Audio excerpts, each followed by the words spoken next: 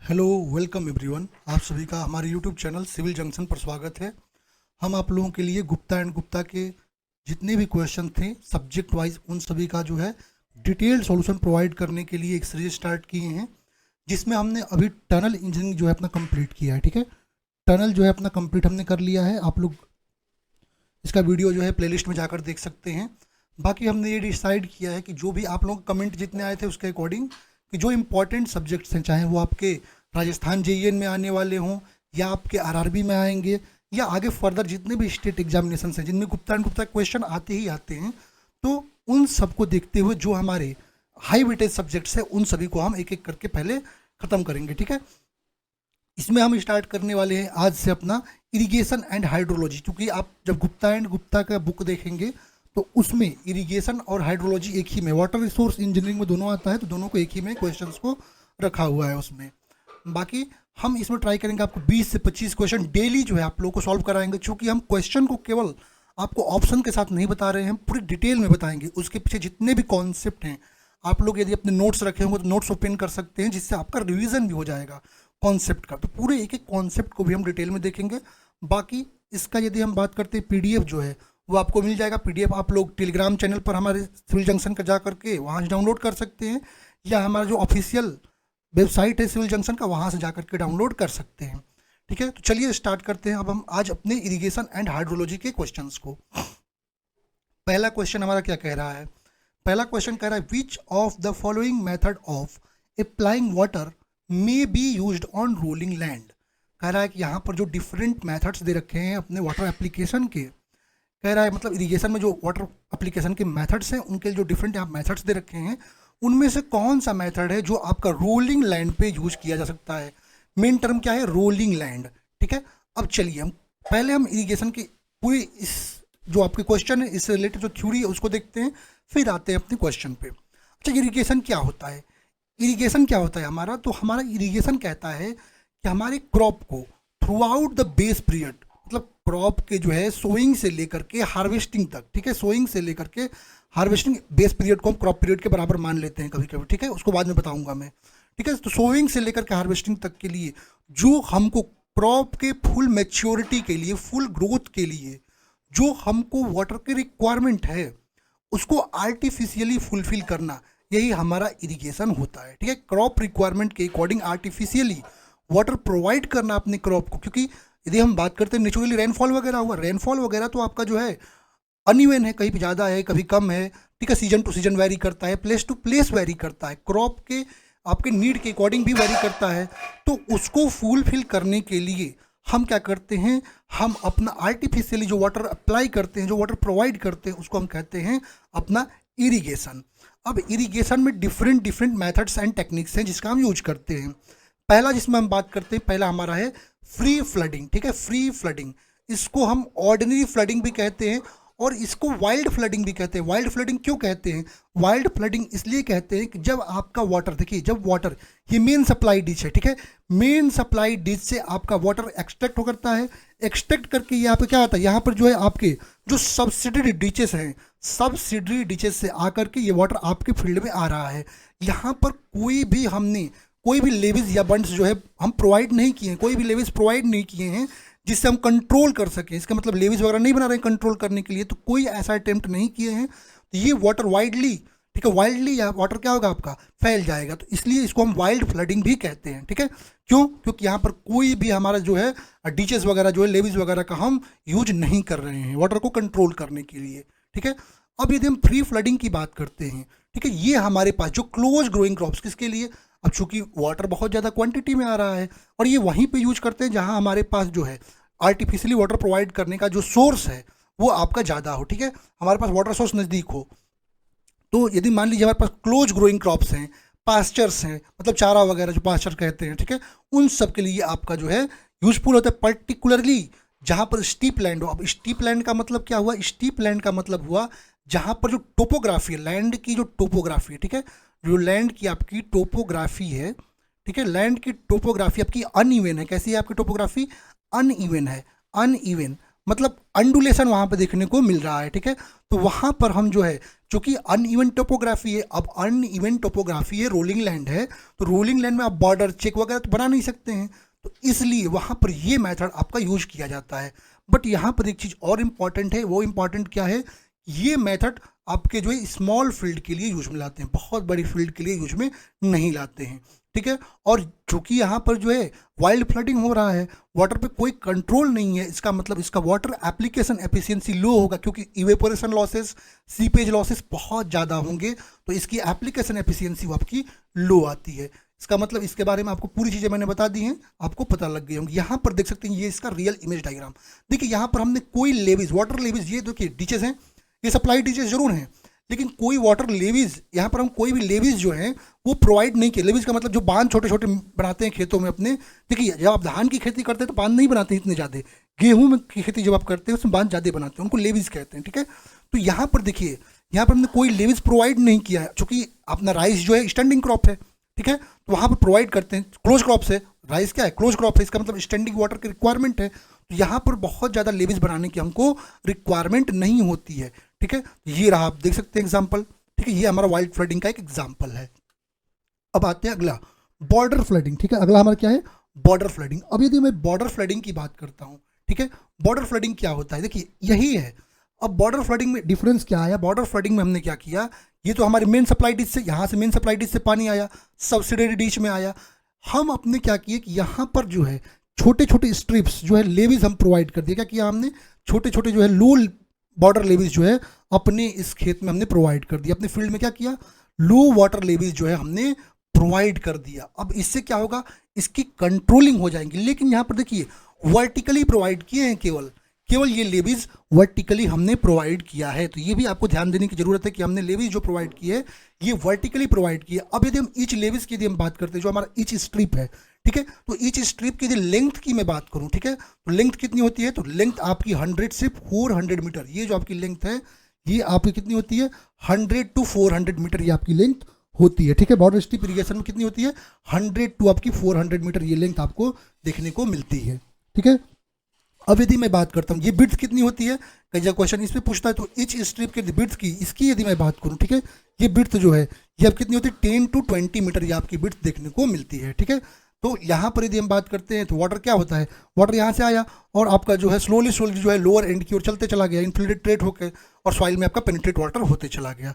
ये रहा आपका बॉर्डर फ्लडिंग। जैसे एग्जाम्पल यहाँ पर देख सकते हैं, ये एग्जाम्पल है बॉर्डर फ्लडिंग का, ये एग्जाम्पल है बॉर्डर फ्लडिंग का, ठीक है, ये रहे हमारे बॉर्डर फ्लडिंग। अब यदि मैं बॉर्डर स्ट्रिप फ्लडिंग की बात करता हूँ, यहाँ पर एक चीज़ और इंपॉर्टेंट है जिसपे क्वेश्चन आपको पूछे जाते हैं, ठीक है।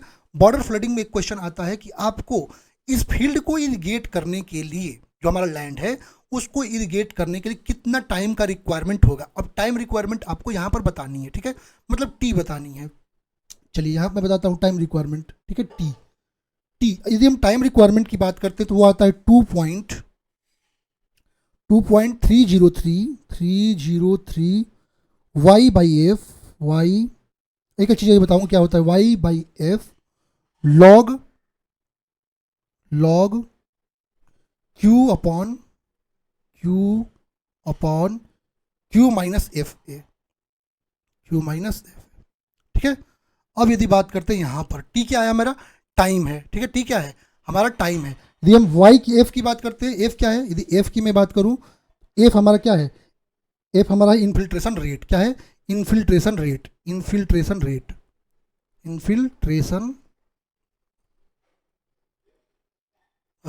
एफ क्या है हमारा, इन्फिल्ट्रेशन रेट है, ये ध्यान में रखना है आपको।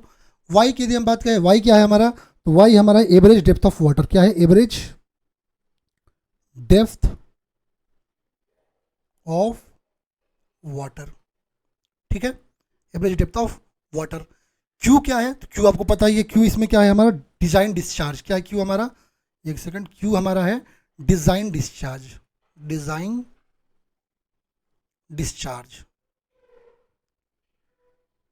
ठीक है, क्यू हमारा है डिजाइन डिस्चार्ज।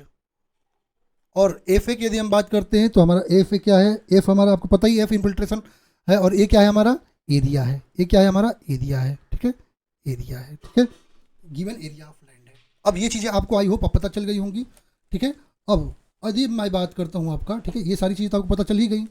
अब यदि मैं बात करता हूँ यहाँ पर एक और क्वेश्चन आता है, ये तो आपको बता दिया।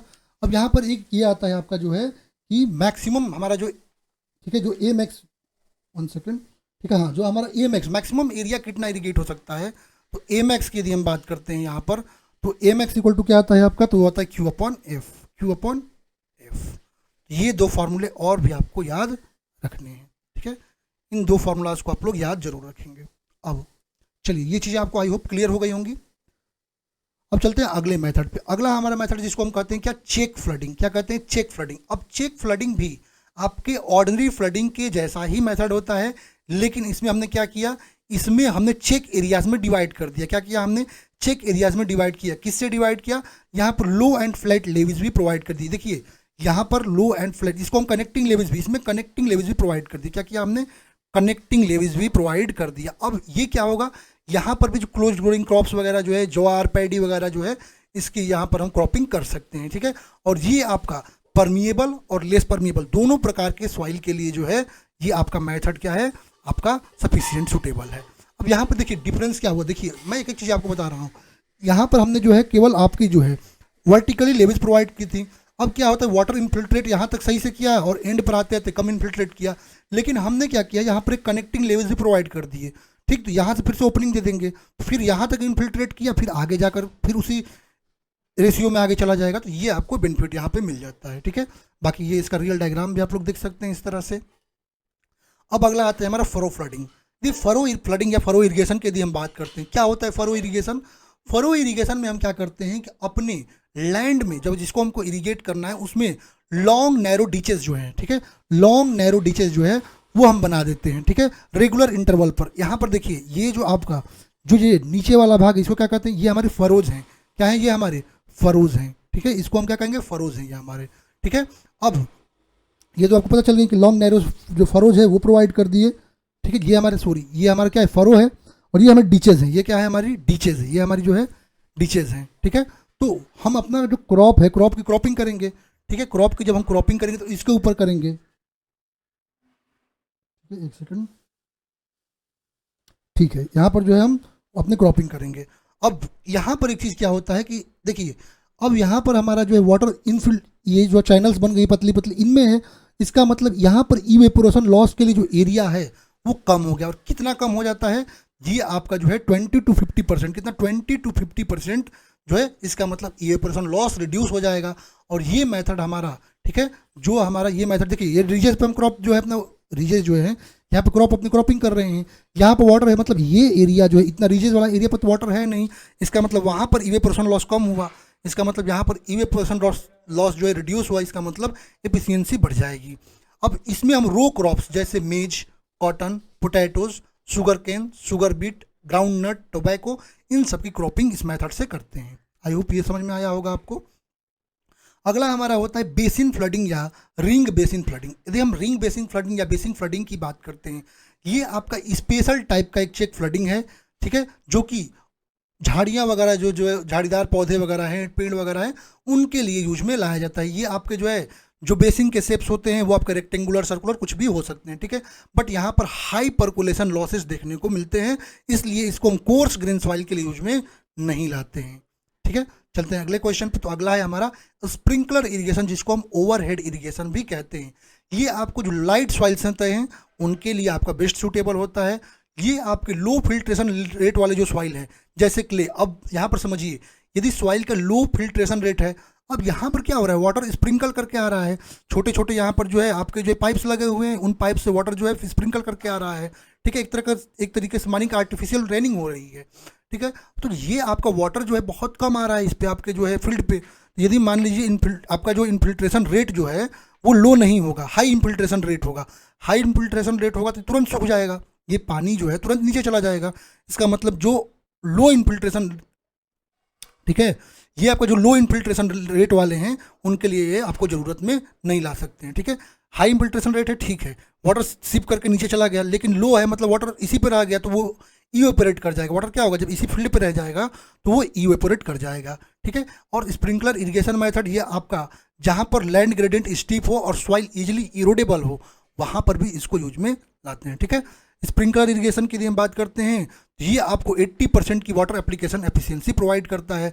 जनरली इसका यूज हम टी, कॉफ़ी, इन सब के लिए, राइस, जूट के लिए नहीं कर सकते। जहाँ पर स्टैंडिंग वाटर की ज़रूरत होती है वहाँ पर नहीं कर सकते हैं, बाकी टी कॉफ़ी के लिए यूज में ला सकते हैं। ठीक है, चलते हैं अपने ड्रिप इरिगेशन मेथड की। तो ये भी एक मॉडर्न टेक्निक है इरिगेशन का, जिसमें हम क्या करते हैं कि अपने फील्ड में जो है अंदर की ओर जो है पाइप्स होते हैं, उन पाइप्स के थ्रू आपके रूट जोन में जो हम वाटर प्रोवाइड करते हैं वो रूट जोन में प्रोवाइड करते हैं। अब यहाँ पर एक चीज़ देखिए, जब हम वाटर को रूट जोन में प्रोवाइड कर रहे हैं, यहाँ पर इवेपोरेशन लॉसेज जो है बिल्कुल नेग्लेजिबल, जीरो हो गई इवेपोरेशन लॉसेज।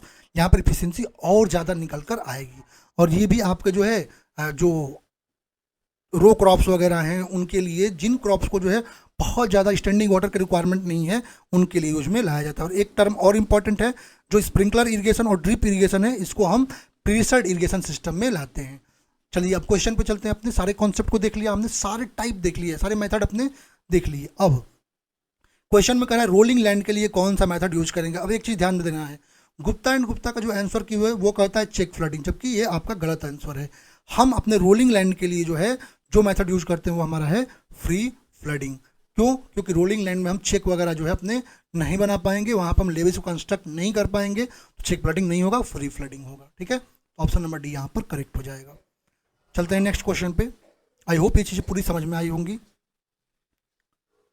क्वेश्चन अगला हमारा क्या कह रहा है, कह रहा है if the electrical conductivity of water is in between 250 to 750 micromho per centimetre at 25 degree Celsius, then it is classified as. कह रहा है कि यदि आपकी इलेक्ट्रिकल कंडक्टिविटी जो है वाटर की 250 से लेकर 750 माइक्रोमो पर सेंटीमीटर है 25 डिग्री सेल्सियस पर, तब कह रहा है कि इसको हम किस प्रकार से क्लासिफाई करेंगे। अब यदि हम बात करते हैं अपने जो हमारे पास जो इरिगेशन वाटर यूज करते हैं उसमें जो है sodium, calcium, magnesium and potassium के सॉल्ट्स अवेलेबल होते हैं। अब ये सॉल्ट्स यदि मान लीजिए इसकी क्वांटिटी एक्सेसिव हो गई, ज़्यादा क्वांटिटी में ये सॉल्ट्स हो गए, ये क्या करेंगे, ये आपके जो ओस्मोटिक जो प्लांट का जो है, जो प्लांट की रूट्स हैं उसमें जो ओस्मोटिक एक्टिविटी होती है उसको रिड्यूस कर देंगे, क्योंकि रूट्स के आसपास जो सॉल्ट्स आ जाएंगे, जो क्रॉप का हमारा रूट है उसका आसपास सॉल्ट आ जाएंगे या केमिकल रिएक्शन हो जाएगा, तो क्या होगा कि जो ओस्मोटिक एक्टिविटी है वो आपकी रुक जाएगी। इसका मतलब मेटाबॉलिज्म जो है वो आपका प्रभावित होगा जो क्रॉप का है। इसका मतलब ये न्यूट्रिएंट्स यदि एक्सेस क्वांटिटी में हैं तो ये हार्मफुल हो जाएंगे, हमारे क्रॉप के लिए इंजूरियस हो जाएंगे। तो इसको ध्यान में रखने के लिए हम साल्ट कंसंट्रेशन को पता लगाते हैं। ठीक है, अब साल्ट कंसंट्रेशन जब हम पता लगाते हैं तो उसके लिए टेस्ट करते हैं जिसको हम कहते हैं इलेक्ट्रिकल कंडक्टिविटी। क्या कहते हैं? इंडक्ट। और जो हमारा साल्ट कंसंट्रेशन होता है वो प्रोपोर्शनल होता है किसके? इलेक्ट्रिकल कंडक्टिविटी के लिए। यदि हम क्रिटिकल साल्ट कंसंट्रेशन की बात करते हैं तो वो आपका 700 ppm से यदि ज़्यादा हुआ तो ये हार्मफुल हो जाएगा कुछ क्रॉप्स के लिए, बट 2000 ppm ज़्यादा हुआ तो ये सभी प्रकार के क्रॉप के लिए हार्मफुल हो जाता है। ठीक है, ये तो हुआ। यदि हम साल्ट कंसंट्रेशन की बात करते हैं तो जनरली हम इलेक्ट्रिकल कंडक्टिविटी के द्वारा हम इसको डिटरमाइन करते हैं। अब सैलिनिटी कंसंट्रेशन यदि हमको सॉइल का फाइंड करना है तो उसका फॉर्मूला क्या है आपका? CS = C × Q / Q - Cu - P effective, जहाँ C क्या है? Concentration of salt in irrigation water, Q क्या है आपका? Total quantity of water applied to the field, Cu क्या है? कंजम्पटिव यूज ऑफ वाटर, और P इफेक्टिव क्या है? Useful rainfall. अब यहाँ पर देखिए, यहाँ पर वैल्यूज दे रखे हैं, इनको याद रखना है। ठीक है, 0 से 250 है तो ये आपका C1 क्लासिफिकेशन में आता है, जिसको हम कहते हैं लो सैलिनिटी वाटर, और ये आपके सभी प्रकार के क्रॉप्स के लिए इरिगेशन में यूज लाया जा सकता है। 250 से 750 तक है, इसको C2 कैटेगरी में रखते हैं, जिसको हम कहते हैं मीडियम सैलिनिटी वाटर, जो कि मॉडरेट अमाउंट ऑफ लीचिंग को यदि हम अपने प्रोसेस करते हैं वाटर में तो इसको यूज में ला सकते हैं। ठीक है, 750 से 2250 है तो इसका मतलब C3 में आएगा, जिसको हम हाई सैलिनिटी वाटर करते हैं, और ये सॉल्ट जो नॉर्मल सॉल्ट टॉलरेंट प्लांट्स हैं, ठीक है, उनके लिए ही यूज कर सकते हैं विदाउट सैलिनिटी, मतलब सैलिनिटी को कंट्रोल किए। बाकी अदर जो प्लांट्स हैं जो हाई सॉल्ट टॉलरेंट प्लांट हैं, ठीक है, उनके लिए डिफरेंट मेजर और प्रिकॉशंस को ध्यान में रखकर ही यूज में लाएंगे। ठीक है, और यदि 250 से ज़्यादा है तो वेरी हाई सैलिनिटी वाटर हो गया, और ये किसी भी क्रॉप के इरिगेशन के लिए सूटेबल नहीं होगा। आई होप ये चीज़ आपको समझ में आई होगी। ठीक है, यहाँ पर यदि मैं बात करूँ सही ऑप्शन क्या हो जाए, क्या कह रहा है आपका? कह रहा है यहाँ पर 250 to 750 है, इसका मतलब ये मीडियम सैलिनिटी वाटर होगा, तो ऑप्शन नंबर बी यहाँ पर करेक्ट हो जाएगा। चलते हैं नेक्स्ट क्वेश्चन पे। कह रहा है sodium absorption ratio SAR is defined as. कह रहा है सोडियम एब्जॉर्प्शन रेशियो है उसको किससे हम डिफाइन करते हैं? ठीक है, अब सोडियम एब्जॉर्प्शन रेशियो की यदि हम बात करते हैं, किससे इसको हम डिफाइन करेंगे, ठीक है। तो यदि हम बात करते हैं, जब कंसंट्रेशन ऑफ सोडियम आयन को पता करना होता है तो उसी से हम एक्सप्रेस करते हैं किसको, सोडियम एब्जॉर्प्शन रेशियो, जिसको शॉर्ट में SAR वैल्यू लिखता है, ठीक है। इसमें हम जो परसेंटेज ऑफ सोडियम आयंस है वो हमारा जनरली लेस देन 5% होता है एक्सचेंजेबल कैटायंस का। फॉर्मूला क्या होता है SAR का, तो Na प्लस मतलब sodium plus ion upon calcium plus ion plus magnesium ion upon 2। तो इस फॉर्मूले से हम अपना फाइंड कर सकते हैं, ठीक है। और यहाँ पर ये कंसंट्रेशन आपके मिली इक्विवेलेंट पर जो है मिली इक्विवेलेंट पर लीटर में दिए रहते हैं, जैसे सोडियम कैल्शियम मैग्नीशियम में दिए रहते हैं। तो ये आपको ध्यान में रखना होगा। सही फॉर्मूला क्या आ जाएगा यहाँ पर, Na sodium plus ion upon calcium plus ion plus magnesium plus ion plus √2, ठीक है। ये आपका सही आंसर हो जाएगा। चलेंगे अपने नेक्स्ट क्वेश्चन पे। अब चलते हैं अपने नेक्स्ट क्वेश्चन पे, ठीक है। 1 सेकंड।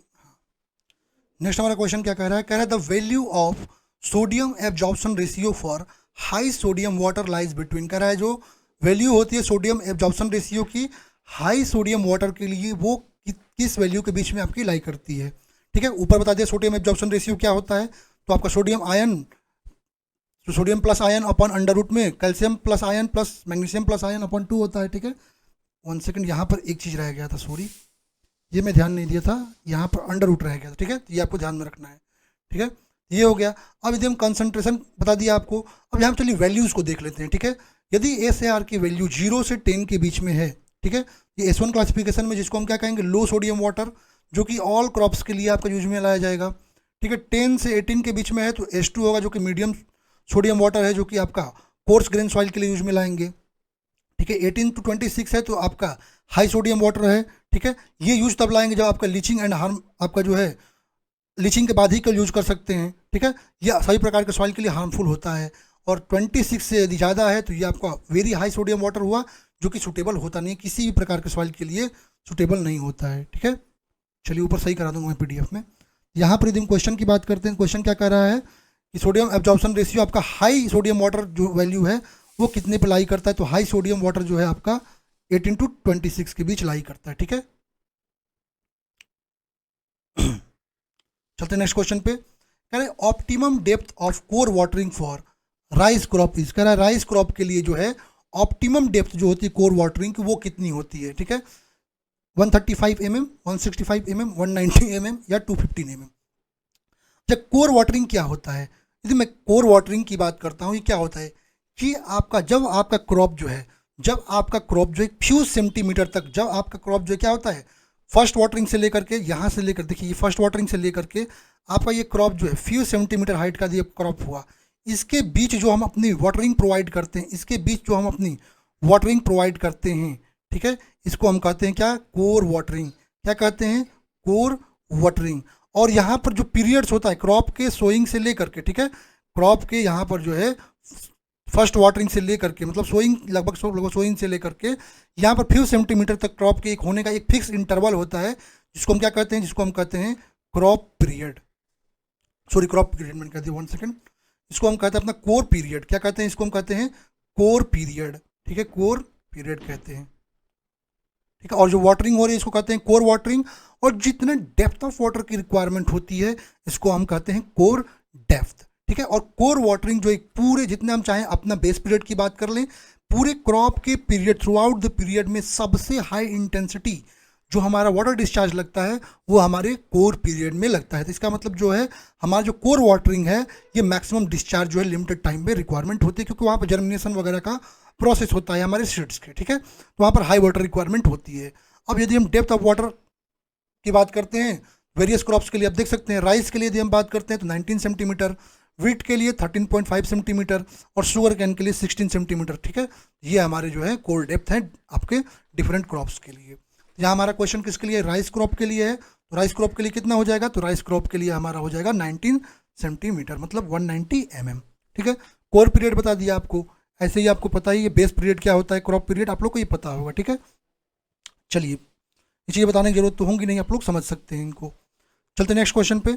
अगला क्वेश्चन कह रहा है irrigation water having the concentration of sodium plus ion, calcium plus ion, magnesium plus ion as 23 and 1 milliequivalent per litre respectively will be classified as. कह रहा है यहाँ पर जो इरिगेशन वाटर है जिसका कंसंट्रेशन सोडियम आयन का, calcium ion का और मैग्नीशियम आयन का दे रखा है। ठीक है, आपको क्या बताना है, और मिली इक्विवेलेंट पर लीटर में दे रखा है, आपको बताना है कि ये किस प्रकार से क्लासीफाई इसको करेंगे, किस क्लासिफिकेशन में आएगा।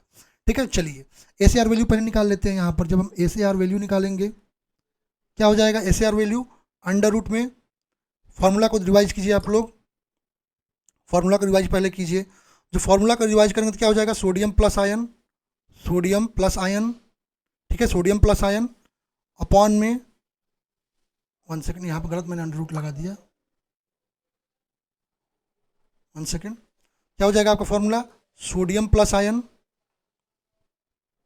फिर मैंने गलत लगा दिया, 1 सेकेंड, बार बार गलत लग रहा है, ये हो जाएगा आपका sodium plus ion upon under root में calcium plus ion, calcium plus ion plus magnesium ion upon 2।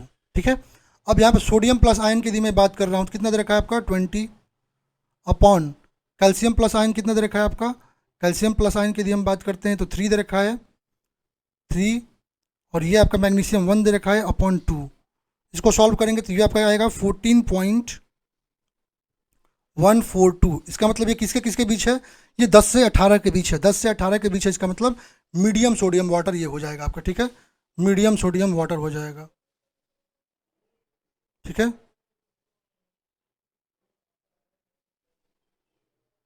Second, ये हो जाएगा आपका मीडियम सोडियम वाटर। तो ये आपका सही ऑप्शन मिल गया, आपका ऑप्शन नंबर बी करेक्ट हो जाएगा। चलते हैं अगले क्वेश्चन पे, 1 सेकंड,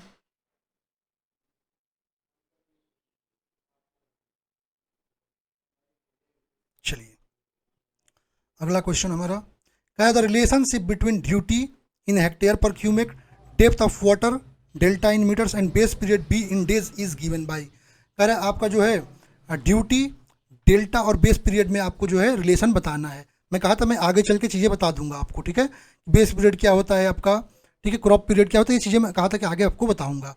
अब यहाँ पर हमको रिलेशनशिप बताना है। अब पहली बात, बेस पीरियड क्या होता है, तो जो है आपका फर्स्ट वाटरिंग ऑफ क्रॉप से लेकर के, ठीक है, फर्स्ट वाटरिंग ऑफ क्रॉप से लेकर के सोइंग से पहले जो लास्ट वाटरिंग करते हैं, मतलब आपका सोइंग के बाद, सॉरी, क्रॉप की सोइंग से लेकर के जो फर्स्ट सोइंग के समय फर्स्ट वाटरिंग प्रोवाइड करते हैं, उसके बाद जब हार्वेस्टिंग से पहले जो लास्ट वाटरिंग प्रोवाइड करते हैं, उसके बीच का जो ड्यूरेशन होता है उसको कहते हैं बेस पीरियड। मान लीजिए यहाँ पर हमारा क्रॉप जो है, एक लाइन पे मैं आपको बता रहा हूँ। ठीक है, यहाँ पे क्रॉप की हमने सोइंग की, क्या है, सोइंग की, और यहाँ पर हमने हार्वेस्टिंग कर ली, क्या कर ली, हार्वेस्टिंग कर ली। समझिएगा इस चीज़ को, हार्वेस्टिंग कर ली। अब क्रॉप यहाँ पर सोइंग किया, ठीक है, क्रॉप यहाँ पर फ्यू सेंटीमीटर हाइट का आया, फ्यू सेंटीमीटर का हाइट का आया, तो यहाँ पर हम क्या करते हैं, इसको कहते हैं कोर पीरियड। यहाँ पर कोर डेप्थ की बात मैंने की थी, इसको कहते हैं कोर पीरियड, और जो वाटर रिक्वायरमेंट होती है कोर डेप्थ होती है। ठीक है, और जो आपकी फर्स्ट वाटरिंग से लेकर, यहाँ फर्स्ट वाटरिंग की सोइंग के समय, फर्स्ट वाटरिंग से लेकर के आपके जो है, मतलब सोइंग से लेकर के हार्वेस्टिंग तक का जो समय हुआ, सोइंग से लेकर के हार्वेस्टिंग तक का जो समय हुआ, उसको कहते हैं क्रॉप पीरियड। क्या कहते हैं, क्रॉप पीरियड।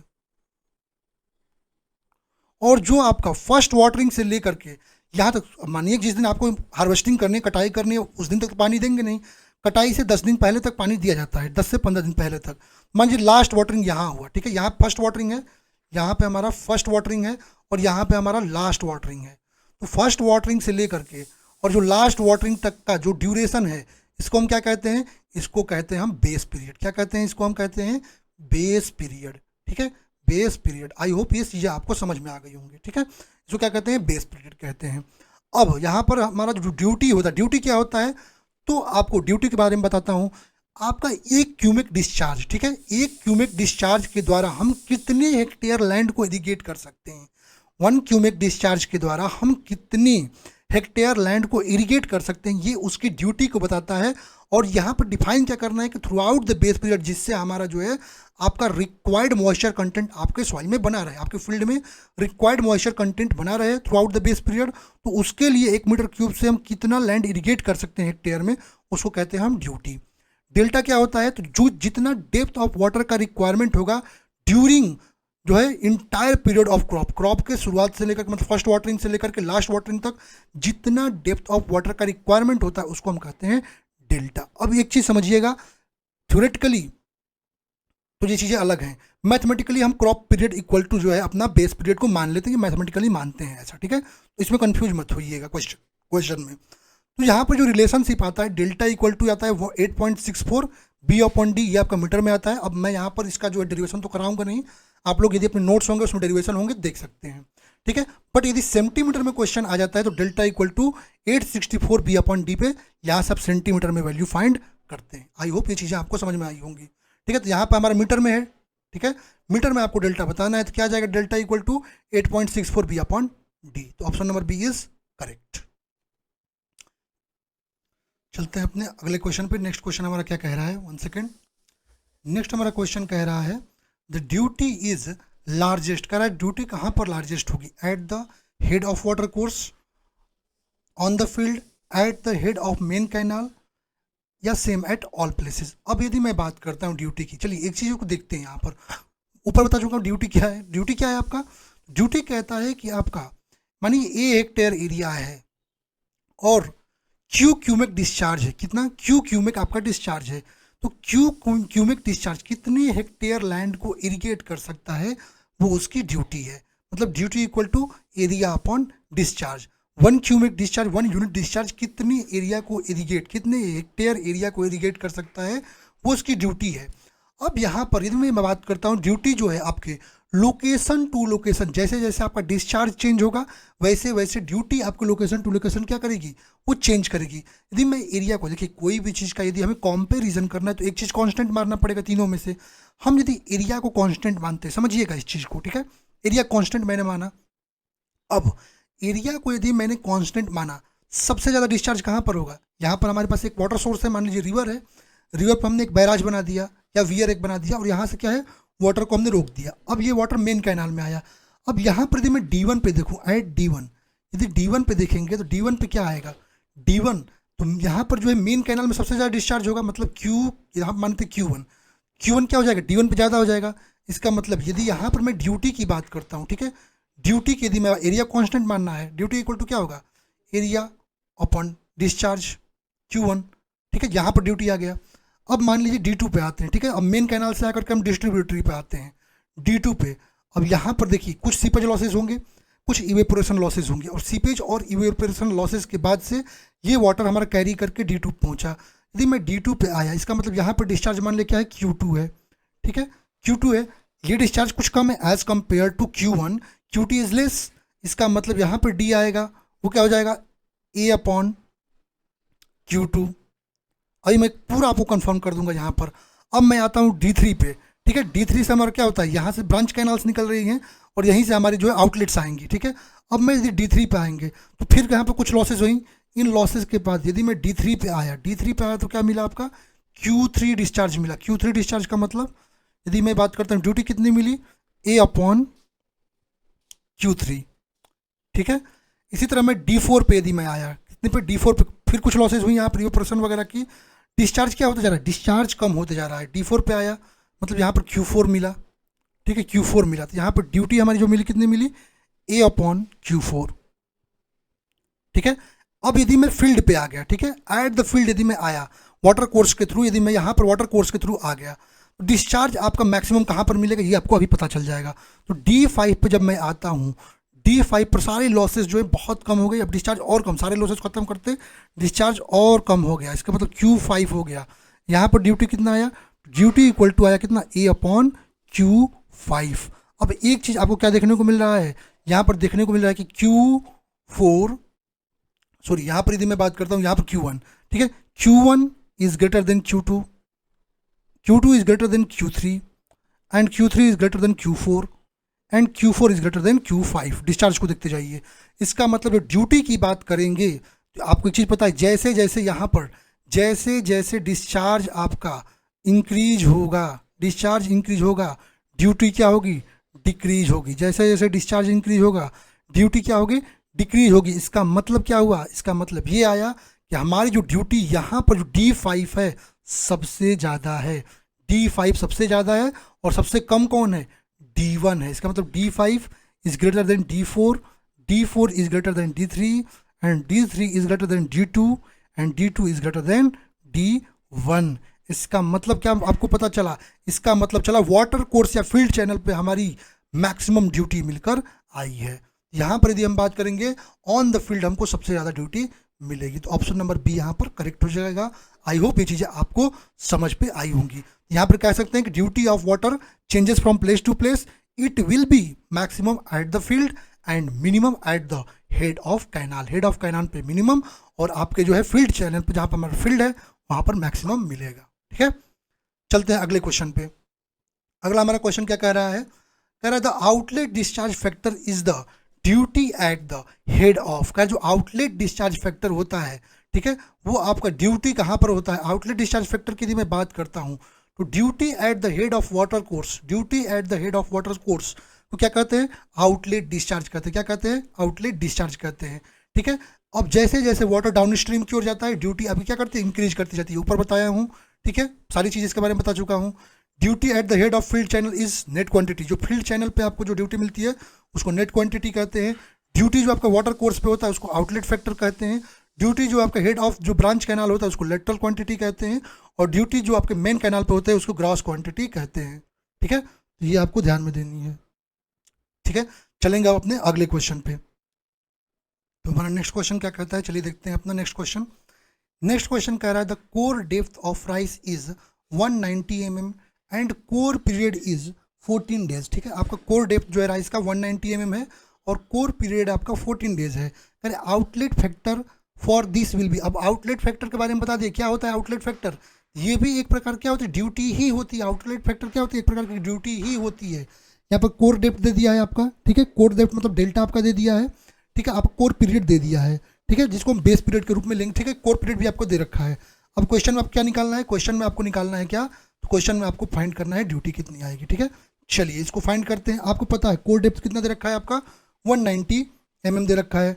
ठीक है, इसको हम लोग चेंज कर लेंगे बाद में जब हम क्वेश्चन सॉल्व करते हैं। डेल्टा इक्वल टू क्या आता है?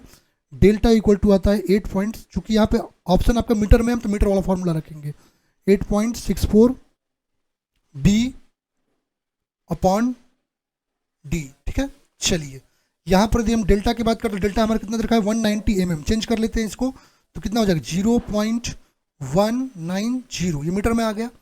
8.64 बेस पीरियड हमारा कितना का है? क्योंकि यहाँ बेस पीरियड जहाँ पे कोर पीरियड भी देता है तो इसमें आपको कंफ्यूज नहीं होना है। ठीक है, टाइम ड्यूरेशन ही है आपका 14 और आपका क्या दे रखा है? आपका 14 डेज दे रखा है। चलिए ड्यूटी आपको फाइंड करना है। आउटलेट फैक्टर भी ड्यूटी ही तो है। ठीक है, अभी ऊपर क्या बताया आपको? ऊपर बताया कि जो आपका आउटलेट फैक्टर की यदि मैं बात करता हूँ, ठीक है, आउटलेट फैक्टर या आउटलेट डिस्चार्ज की यदि मैं बात करता हूँ, क्या है? Duty eight head of water course. तो हेड ऑफ वाटर कोर्स पर ड्यूटी ही तो आपको पूछ रखा है, तो ये भी ड्यूटी ही है। ठीक है, यहाँ से निकालेंगे यदि हम ड्यूटी के फॉर्मूलाज पर रख के निकालते हैं तो यहाँ से ड्यूटी आपकी निकल कर आ जाएगी। ये आएगी 636.631। ठीक है, या मान सकते हैं क्या आपका 637 हेक्टेयर पर क्यूमेक। ठीक है, तो ये आपका न्यूमेरिकल था। अच्छा सा सारे कॉन्सेप्ट आपको पीछे के क्लियर हो गए होंगे। सही ऑप्शन क्या मिलेगा? ऑप्शन नंबर ए।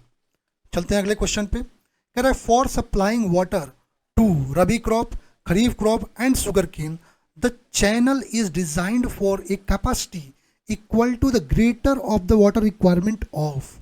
कह रहा है कि यदि हमें रबी क्रॉप के लिए, खरीफ क्रॉप के लिए और शुगर केन के लिए, शुगर केन की यदि मैं बात करता हूँ, ठीक है, देखिए शुगर केन की यदि मैं बात कर दिया, ये आपका जो है पूरे थ्रू आउट द ईयर, यदि शुगर केन की बात करते हैं तो 1 साल का पूरा क्रॉप है। इसका मतलब यहाँ पर वाटर रिक्वायरमेंट की यदि मैं बात करता हूँ शुगर केन के लिए, इसमें वाटर रिक्वायरमेंट ज़्यादा होगी, पूरे साल आपको वाटर रिक्वायरमेंट। इसका मतलब यहाँ पर यदि हम आते हैं शुगर केन पे आते हैं, तो शुगर केन आपका पेरिनियल क्रॉप है, इसका मतलब यहाँ पर आपको ज़्यादा डिस्चार्ज की रिक्वायरमेंट होगी। तो कह रहा है कि जो हम आपका चैनल का डिज़ाइन करेंगे उसकी कैपेसिटी जो है वो आपका ग्रेटर वाटर रिक्वायरमेंट के लिए क्या रखेंगे? रबी और खरीफ के लिए ले लें। अब ऑप्शन में देखिए रबी और खरीफ के लिए ले लें, रबी एंड खरीफ और शुगर केन के लिए ले लें, रबी एंड शुगर केन, या आपका खरीफ एंड शुगर केन, या रबी और खरीफ और शुगर केन। समझिएगा इस क्वेश्चन को। ठीक है, अच्छा रबी की यदि हम बात करते हैं, ठीक है, तो रबी जो हमारा होता है रबी क्रॉप, एक होता है हमारा क्या? रबी क्रॉप। ठीक है, एक हमारा होता है खरीफ क्रॉप, खरीफ क्रॉप, जायद को लेते हैं, जायद को हटा देते हैं। ठीक है, जायद भी एक क्रॉप होता है। ठीक है, और एक होता है पेरिनियल क्रॉप। चलिए इसको देखते हैं, पेरिनियल क्रॉप होता है। ठीक है, पेरिनियल क्रॉप। अब चलिए इसको समझ लीजिए एक बार, फिर मैं आगे बढ़ूंगा। ठीक है, अब यदि हम बात करते हैं जब रबी क्रॉप की बात करते हैं तो रबी क्रॉप जो होता है अक्टूबर से मार्च तक का होता है। रबी क्रॉप की यदि हम बात करते हैं कब से होता है, अक्टूबर से मार्च, अक्टूबर से मार्च का मार्च, ठीक है, अक्टूबर से मार्च। खरीफ की यदि मैं बात करता हूँ तो अप्रैल सितंबर, अप्रैल से सितंबर तक होता है। अब यहाँ पर एक चीज़ समझिए, ठीक है, अप्रैल से सितंबर। और पेरिनियल क्रॉप की यदि मैं बात करता हूँ तो ये आपका 300 से 360 डेज, 300 टू 360 डेज होता है, 360 डेज। ये बताइए दोनों क्या एक साथ इसके आएंगे? नहीं आएंगे, दोनों एक साथ तो इसके आएंगे नहीं। एक समय पे ये इसके साथ रहेगा और एक समय पर ये इसके साथ रहेगा। तो जब हम अपना चैनल डिज़ाइन करेंगे तो इस प्रकार से डिज़ाइन करेंगे कि वाटर रिक्वायरमेंट हो, इसका फील करे इसके साथ, मतलब पेरिनियल प्लस खरीफ है तो आपका जो है एक समय पे फील करे, और एक समय पे आपका रबी प्लस पेरिनियल, क्या, रबी प्लस पेरिनियल क्रॉप, इसको फील करे। तो इस प्रकार से हम अपनी डिज़ाइन करेंगे चैनल की, ठीक है। इसका मतलब सही ऑप्शन क्या होगा, रबी एंड शुगर केन और kharif and sugar cane. I hope ये चीज़ आपको बिल्कुल समझ में आ गई होगी, ठीक है। चलते हैं अगले क्वेश्चन पे। बाकी आपको इसमें कुछ बताने की जरूरत तो होगी नहीं, आपको समझ में आ गई होगी। नेक्स्ट हमारा क्वेश्चन क्या कह रहा है आपका, the ratio of the quantity of water stored in the root zone of the crop to the quantity of water actually deliver to the field is known as. कह रहा है आपका जो रेशियो होता है क्वांटिटी ऑफ वाटर जो हमारा store किया है क्रॉप के रूट जोन में, और जो एक्चुअली हमारा क्रॉप जो डिलीवर हुआ है, जो क्वांटिटी ऑफ वाटर जो है एक्चुअली डिलीवर हुआ है, उसके रेशियो को हम क्या कहेंगे, यही आपका क्वेश्चन है, ठीक है। अब चलिए इस क्वेश्चन को हम देखते हैं पूरे अच्छे से, एक एक चीज़ को इसमें, ठीक है। चलिए 1 सेकेंड। हाँ, तो यदि हम इरिगेशन एफिशिएंसी, अच्छा एफिशिएंसी की यदि मैं बात करता हूँ, ठीक है, किसकी यदि मैं बात करता हूँ, एफिशिएंसी की। क्या होती है एफिशिएंसी? यदि मैं आपसे पूछूँ एफिशिएंसी क्या होती है, एफिशिएंसी का मतलब क्या होता है, तो एफिशिएंसी क्या होता है, एफिशिएंसी किसी चीज़ की, मैं इसी की बात पर्टिकुलर नहीं कर रहा हूँ, किसी चीज़ की एफिशिएंसी क्या होती है, एफिशिएंसी हमारी क्या कहती है, कहती है कि एफिशिएंसी कहती है क्या, output upon input, output upon input को क्या कहते हैं हम, इसको कहते हैं एफिशिएंसी। आउटपुट अपॉन इनपुट को क्या कहते हैं, एफिशिएंसी कहते हैं, ठीक है। अब यहाँ पर चलिए इसको मैं आपको थ्रू आउट द डायग्राम समझाता हूँ, पूरी एक एक कॉन्सेप्ट आपकी क्लियर हो जाएगी। अब मान लीजिए ये हमारे पास क्या है, एक वाटर सोर्स है, ठीक है, मान लीजिए कोई हमारी रिवर है, वाटर सोर्स है। हमने क्या किया यहाँ पर हमने एक बैराज लगा दिया, ठीक है, यहाँ पर एक बैराज लगा दिया, ठीक है, बैराज लगाया, 1 सेकेंड, चलिए हमने यहाँ पर एक बैराज लगाया, ये लगाया हमने एक बैराज। अब यहाँ पर हम क्या कर रहे हैं, यहाँ से हम लोग एक कैनाल, ठीक है, क्या करेंगे, एक कैनाल अपना निकाल रहे हैं। चलिए ये हमारे पास एक कैनाल निकाल रहे हैं जिसको मेन कैनाल कहेंगे, ठीक है। यहाँ से हमने क्या किया, एक कैनाल निकाला, मेन कैनाल। अब ये वाटर जो है मेन कैनाल में जाएगा, ठीक है, मेन कैनाल से यहाँ पे क्या जाएगा, ये आपके ब्रांच कैनाल में जाएगा, ठीक है, ब्रांच में, ठीक है, ब्रांच में जाएगा। यहाँ से ब्रांच में जाते हुए आपके मेजर डिस्ट्रीब्यूटरी, माइनर डिस्ट्रीब्यूटरी से होते हुए आपके फील्ड में आएगा, ठीक है। यहाँ से आपका जो है, ठीक है, समझिएगा इस चीज़ को, मेजर डिस्ट्रीब्यूटरी से होते हुए, माइनर डिस्ट्रीब्यूटरी से होते हुए कहाँ पर आएगा, ये वाटर आपके फील्ड में आएगा, ठीक है। मान लीजिए ये आपका जो है वाटर यहाँ पर जो है ये कहीं से 1 सेकेंड, ये आपका जो है फील्ड में आ गया, ठीक है, ये आपके फील्ड है, यहाँ पर क्या है आपका फील्ड है, ये वाटर आपके फील्ड में आ गया। अब समझिएगा यहाँ पर एक चीज़, हमें कितनी वाटर की रिक्वायरमेंट है फील्ड की, इसको हमें पहले एनालाइज तो करना होगा। तो इसके लिए हम पहला जो टर्म लेते हैं, देखिए एफिशिएंसीज को हम चेक करेंगे, अब एक एक एफिशिएंसी को चेक करेंगे, ठीक है। पहला हमारा होता है वाटर कन्वेंस एफिशिएंसी। क्या होती है वाटर कन्वेंस एफिशिएंसी? अब यहाँ पर हम वाटर को यहाँ से कन्वे करेंगे, यहाँ से वाटर, इसका मतलब जो हमने क्वांटिटी ऑफ वाटर फील्ड को डिलीवर किया, डिलीवर जो हम क्वांटिटी अपने फील्ड को कर रहे हैं वो क्या है, जो वाटर सप्लाई फील्ड को कर रहे हैं वो हमारा आउटपुट है, ठीक है, आउटपुट है। और जो है जो हमारा इनपुट ले रहे हैं, जो हमारा इनपुट मतलब जो मेन कैनाल से वाटर ले रहे हैं वो हमारा इनपुट है। इस चीज़ को एक एग्जाम्पल से चलिए समझते हैं। मान लीजिए यहाँ पर जो है हमारे फील्ड की रिक्वायरमेंट जो है, ठीक है, यहाँ से हमने 130, कितना, मान लीजिए 130 लीटर जो है, ठीक है, 130 लीटर पर सेकेंड का डिस्चार्ज, ठीक है, 130 लीटर पर सेकेंड का डिस्चार्ज हमने लिया। ये डिस्चार्ज अब यहाँ तक आएगा, यहाँ से थ्रू होते हुए डिस्चार्ज आएगा, ये डिस्चार्ज यहाँ से थ्रू होते हुए, यहाँ से थ्रू होते हुए आएगा ये। अब यहाँ पर एक चीज़ बताइए, यहाँ पर क्या होगा, फील्ड तक आते आते क्या जितना डिस्चार्ज यहाँ से निकला है, क्या फील्ड पे उतना डिस्चार्ज आपको मिलेगा? नहीं मिलेगा। क्यों? क्योंकि यहाँ पर कुछ ना कुछ आपको क्या होंगे, यहाँ पर कुछ ना कुछ आपको इवेपोरेशन लॉस होगा, ठीक है। यहाँ पर क्या होगा, कुछ ना कुछ आपको जो है कन्वेंस लॉसेज होंगे, ठीक है। कन्वेंस में इवेपोरेशन लॉस हो सकता है, आपका जो ट्रांसमिशन लॉसेस हो सकते हैं, ठीक है। यहाँ पर कुछ ना कुछ जो है आपके लॉसेस होंगे। तो इन लॉसेस को करते हुए यहाँ तक पहुँचा, इसका मतलब यहाँ पर पहुँचते पहुँचते ये आपका वाटर आया 100 लीटर पर सेकंड का डिस्चार्ज यहाँ पर मिला। तो जो हमारा, यदि हम बात करते हैं वाटर कन्वेंस एफिशिएंसी की, तो क्या हो जाएगा यहाँ पर वाटर कन्वेंस एफिशिएंसी। तो वाटर कन्वेंस एफिशिएंसी जो होता है ये रेशियो होता है quantity of water delivered to the field, ठीक है, डिलीवर्ड टू द फील्ड, ठीक है।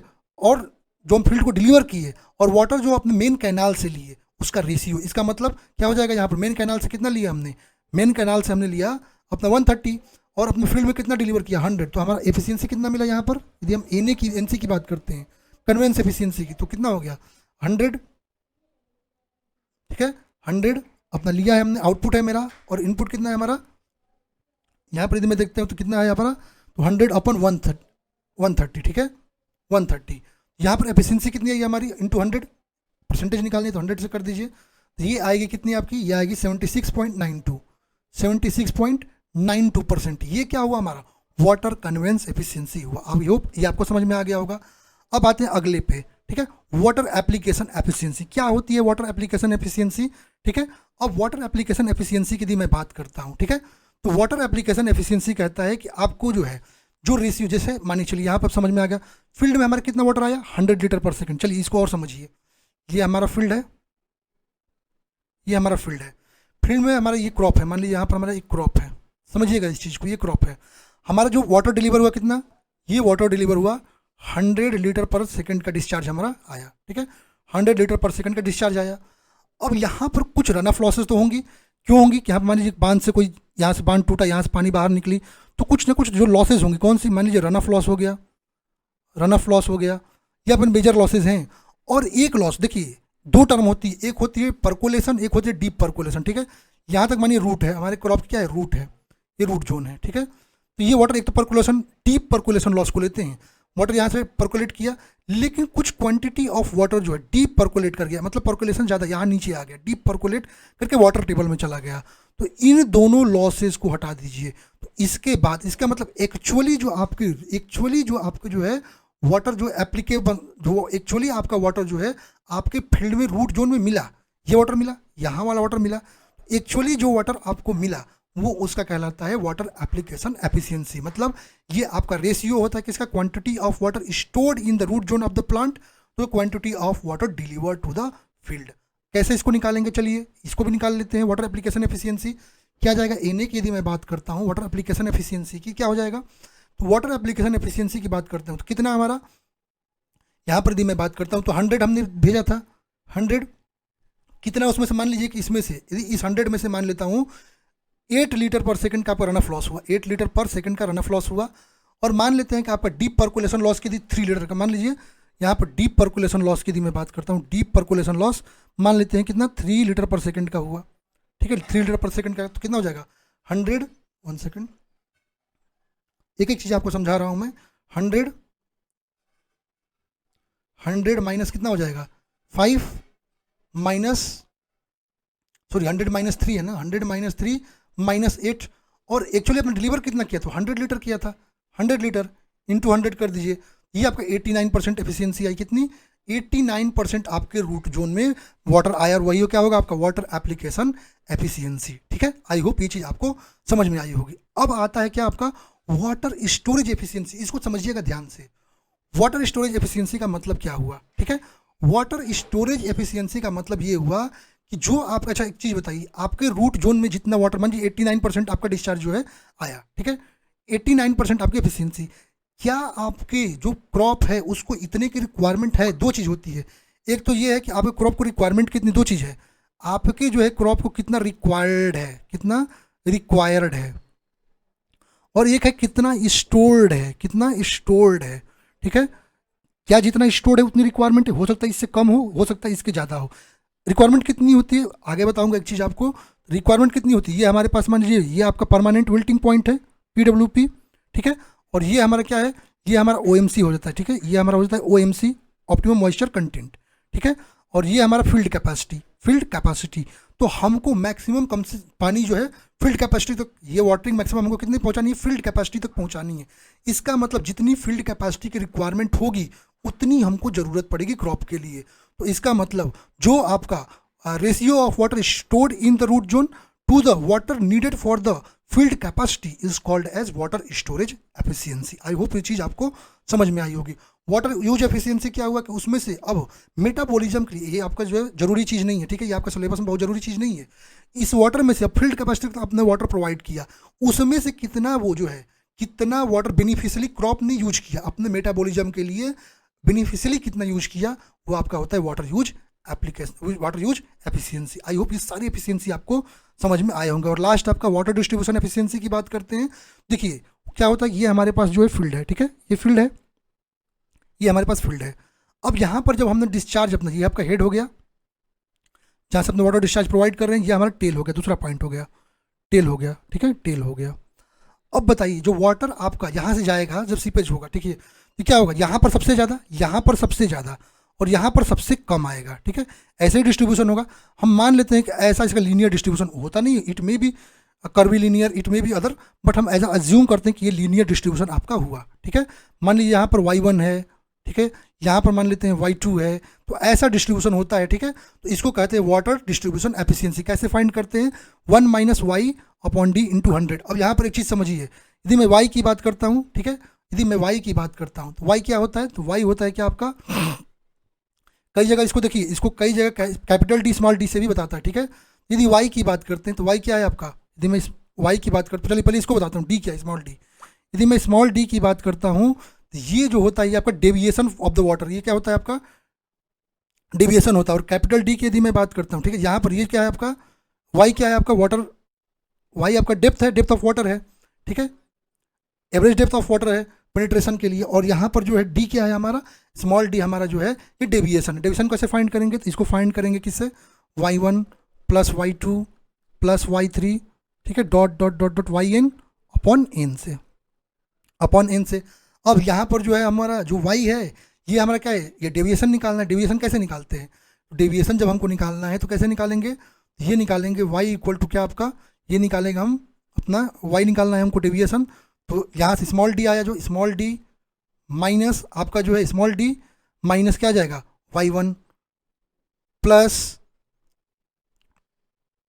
स्मॉल डी माइनस y2, ऐसे करके निकालिए और n तक ले जाइए, yn तक ले जाइए इसको और n से डिवाइड कर दीजिए, ठीक है, n से डिवाइड कर दीजिए, तो ये आ जाएगा आपका ये वाली वैल्यू। तो दोनों चीज़ें आपको मैंने बता दी। आई होप ये पूरा आपको कॉन्सेप्ट समझ में आया होगा। अब क्वेश्चन पे आते हैं, कह रहे ratio of quantity of water stored in the root zone of the crop to the quantity of water actually deliver to the field is known as, अभी आपको बता के चला हूँ क्या होता है, वाटर एप्लीकेशन एफिशिएंसी, ठीक है। आई होप ये चीज़ आपको समझ में आई होगी। चलते हैं अगले क्वेश्चन पे, कह the water utilized by plant is available in soil mainly in the form of, कह रहा है कि जो आपका वाटर जो यूटिलाइज आपके क्रॉप के द्वारा किया जा रहा है, जो सॉइल में मेनली आपका जो होता है वो कौन सा वाटर होता है, gravity water, capillary water, hygroscopic water या केमिकल वाटर। अब समझिए इस चीज़ को, ठीक है, इस चीज़ को समझिएगा आप लोग। हमारे पास 3 प्रकार की बातें आई हैं, 3 प्रकार की, इसको समझिएगा, ठीक है, ये समझिए। यहाँ से मैं आपको समझ, एक मैंने फील्ड का जो है एक क्रॉस सेक्शन ले लिया, मैंने यहाँ पर यदि वाटर प्रोवाइड किया, ठीक है, वाटर प्रोवाइड किया, डिस्चार्ज प्रोवाइड किया मैंने, ठीक है, क्यू डिस्चार्ज। अब क्या होगा, इसमें से जो है फील्ड कैपेसिटी तक हमने वाटर प्रोवाइड किया, या इसमें से कुछ वाटर ग्रेविटी के थ्रू क्या कर जाएगा, इसमें से कुछ वाटर ऐसा हो ग्रेविटी के थ्रू इसमें से पास कर जाएगा, ठीक है, ग्रेविटी के थ्रू क्या हो जाएगा, फ्रीली पास कर जाएगा पोर्स के थ्रू, इसको कहते हैं ग्रेविटेशनल वाटर। क्या होता है, वाटर जो आपका ड्रेन आउट फ्रीली अपने पोर्स के थ्रू जो है ग्रेविटी के इन्फ्लुएंस में क्या करता है, ड्रेन आउट कर जाता है, इसको क्या कहते हैं ग्रेविटी वाटर, ठीक है। और ये वाटर जो है आपके सॉइल के द्वारा हेल्ड नहीं किया जाता, तो इसके बाद जो वाटर बचता है वही उसकी फील्ड कैपेसिटी होती है। ग्रेविटी वाटर निकल जाने के बाद रूट जोन में जो आपका वाटर होता है वो उसकी फील्ड कैपेसिटी होती है, ठीक है। अब कैपिलरी वाटर क्या होता है, इसमें से कुछ वाटर क्या हुआ, इसमें कुछ ना कुछ तो कैपिलरी हिंजेस होंगी, जो आपके वाइड्स होंगे उसके थ्रू हिंजेस बनती हैं, कैपिलरी फ्रिंजेस बनती हैं। अब इन कैपिलरी फ्रिंजेस में कुछ वाटर रह जाता है, एक्चुअली इन्हीं वाटर को आपका क्रॉप जो है एब्जॉर्ब करता है अपने ग्रोथ के लिए। तो ये वाटर जो रिटेन रह जाता है ग्रेविटेशन के against do soil moisture tension के कारण, किसके कारण जो है वो आपका आपका जो सरफेस टेंशन जो वहाँ पे होता है पार्टिकल, जो सॉइल पार्टिकल से वहाँ पर सरफेस टेंशन के कारण या मॉलिक्यूलर अट्रैक्शन के कारण जो वाटर वहाँ पर रह जाता है उसको अपना क्रॉप जो है यूजेबल वाटर क्रॉप के लिए होता है, तो वो हमारा क्या होता है कैपिलरी वाटर। ठीक है, हाइग्रोस्कोपिक वाटर क्या होता है। अब इसमें से मैंने एक जो है अपना यहाँ पर देखिए एक मैंने पार्टिकल लिया, कुछ वाटर क्या होगा इसके चारों एक पतली फिल्म बना लेगा। ठीक है, पतली सी फिल्म बना लेगा, ये वाटर होता है आपका हाइग्रोस्कोपिक वाटर। ये और सरफेस पर क्या होता है, ये आपका सरफेस पर जो है सॉइल के कोलाइडल पार्टिकल की तरह टाइटली बंधा होता है, टाइटली हेल्ड होता है, इसको कहते हैं हाइग्रोस्कोपिक वाटर। और ये नॉन अवेलेबल वाटर होता है, इसको वाटर जो है यूज में नहीं ला पाता है। ठीक है, इसको वाटर जो है इजिली आपका जो है हाइग्रोस्कोपिक वाटर जो है उसको एक्सट्रैक्ट नहीं कर पाता है। ठीक है, ये होता है आपका हाइग्रोस्कोपिक वाटर जो कि नॉन अवेलेबल वाटर होता है। ठीक है, अब यदि मैं बात करता हूँ केमिकल वाटर की, यदि मैं बात करता हूँ तो केमिकल वाटर जो है जो आपके पार्टिकल्स में, जो पार्टिकल्स के अंदर जो वाटर बॉन्डेड होता है उसको कहते हैं केमिकल वाटर। ठीक है, तो क्रॉप के द्वारा हमारे सॉइल में से कौन सा वाटर यूटिलाइज किया जाता है, वो होता है capillary water. Option number B is correct. I hope ये चीज़ें आपको बिल्कुल समझ में आई होंगी, बड़े अच्छे से आपको मैंने बताया है। ठीक है, अब चलिए चलते हैं अपने अगले क्वेश्चन पे। नेक्स्ट हमारा क्वेश्चन क्या कह रहा है, नेक्स्ट क्वेश्चन कह रहा है हमारा, कह रहा है the amount of irrigation water required to meet the evapotranspiration needs of the crop during its full growth is called as। कह रहा है आपका जो है जो अमाउंट ऑफ वाटर आपका जो है रिक्वायर्ड होता है इवेपोट्रांसपिरेशन नीड के लिए क्रॉप के ड्यूरिंग फुल ग्रोथ, उसको क्या कहते हैं, effective rainfall, consumptive use, consumptive irrigation requirement या रिक्वायरमेंट। अब यहाँ पर मैं यदि बात करता हूँ, ठीक है, अच्छा यदि हमारे पास कोई क्रॉप है, ठीक है, हमारे पास कोई क्रॉप है, कंजम्पटिव यूज क्या होता है, कंजम्पटिव यूज को समझिए, हमारे पास ये कोई क्रॉप है, ठीक है, चलिए ये हमारा जो है क्रॉप है, ठीक है, ये हमारे पास क्रॉप है, ठीक है, क्रॉप है, इसमें हमने क्या किया, वाटर को डिलीवर किया, वाटर को डिलीवर किया, डिस्चार्ज डिलीवर किया। अब क्या होता है कि इसमें से कुछ डिस्चार्ज जो है इवेपोरेशन के थ्रू लॉस होगा, कुछ डिस्चार्ज जो है इवेपोरेशन के थ्रू लॉस हो जाएगा, ठीक है, उसमें से कुछ डिस्चार्ज, ठीक है, कुछ डिस्चार्ज जो है आपका जो है इवेपोरेशन में गया, और कुछ डिस्चार्ज आपका ट्रांसपीरेशन में, जो लीव्स के द्वारा ट्रांसपीरेशन होता है, ठीक है, ट्रांसपीरेशन में लॉस हुआ, ठीक है, ट्रांसपीरेशन में। इसका मतलब ये जो लॉसेज हैं, इन दोनों लॉसेज को मिल करके, एक तो मेटाबॉलिज्म भी होता है लेकिन मेटाबॉलिज्म को इतना काउंट नहीं करते हैं, यहाँ पर क्या है आपका ट्रांसपीरेशन, और यहाँ पर क्या हो गया आपका इवेपोट्रांसपीरेशन, यहाँ पर आपका ट्रांसपीरेशन हुआ, इवेपोरेशन हुआ, ये आपका इवेपोरेशन है, इवेपोरेशन, ठीक है, दोनों को मिलाकर हम कहते हैं क्या, कंजम्पटिव यूज, कंजम्पटिव यूज, ठीक है, क्या कहते हैं, कंजम्पटिव यूज। अब यहाँ पर एक चीज देखिए, जितनी रिक्वायरमेंट होगी, अब रिक्वायरमेंट वाटर की बात करते हैं, ठीक है, यहाँ पर एक चीज देखिए, हमारे पास कंजम्पटिव इरिगेशन रिक्वायरमेंट, पहला टर्म आता है कि आपका कंजम्पटिव इरिगेशन रिक्वायरमेंट क्या होती है, कंजम्पटिव इरिगेशन रिक्वायरमेंट। यहाँ पर देखिए हमारे पास मान लीजिए, यहाँ पर मैं एक एक चीज़ आपको डायग्राम फॉर्म में बता रहा हूँ, पहले से ही आपको समझ में आएंगे। ये हमारे पास क्या है, फील्ड है, ठीक है, फील्ड है। अब इस फील्ड में मान लीजिए हमने, इस फील्ड में मान लीजिए कि आपका जो है यहाँ पर ये क्रॉप है, ठीक है, यहाँ पर हमारे पास एक क्रॉप है, ठीक है, ये क्रॉप है और ये इसका रूट जोन है, ठीक है, रूट जोन है। मान लीजिए इसकी रिक्वायरमेंट जो वाटर की है, ठीक है, इसको कितना वाटर चाहिए, मान लीजिए इसको 5 mm पर डे वाटर की नीड है, 5 mm पर डे वाटर की नीड है, ठीक है, और हमारा जो इफेक्टिव रेनफॉल है, इफेक्टिव रेनफॉल कितना हो रहा है, मान लीजिए 2 mm पर डे का इफेक्टिव रेनफॉल हो रहा है, 2 mm पर डे का इफेक्टिव। अब इरिगेशन का इफेक्टिव रेनफॉल अलग होता है, हाइड्रोलॉजी का अलग होता है।